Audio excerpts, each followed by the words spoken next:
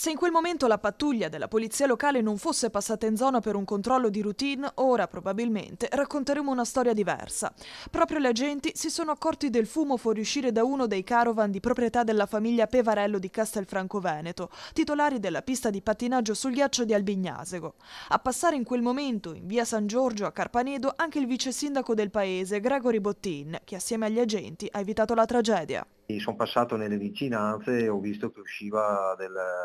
questo vapore fumo insomma, da una di queste case mobili. E coincidenza anche che era di passaggio anche una nostra volante della polizia locale e quindi insieme abbiamo valutato insomma, il pericolo che stesse nascendo un incendio e abbiamo allertato subito i vigili del fuoco, grazie appunto alla polizia locale,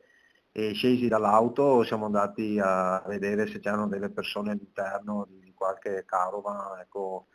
sì, appunto per mettere in salvo. 3 caravan e una roulotte andati completamente in fumo, lasciando la famiglia Pevarello senza più nulla. La prima notte, grazie anche alla disponibilità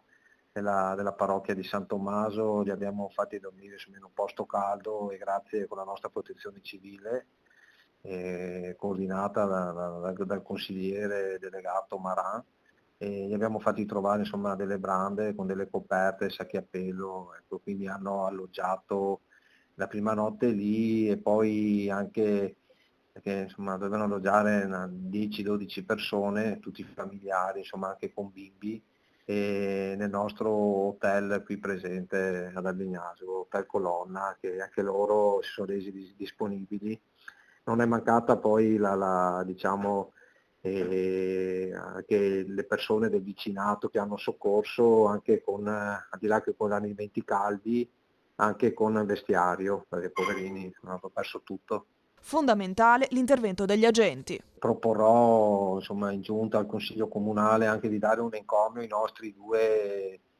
agenti della polizia locale, perché che con me veramente sono intervenuti e sono stati minuti veramente importanti, ecco, fondamentali, è stata fondamentale la loro presenza, in cui hanno allertato i vigili del fuoco e abbiamo cercato insomma di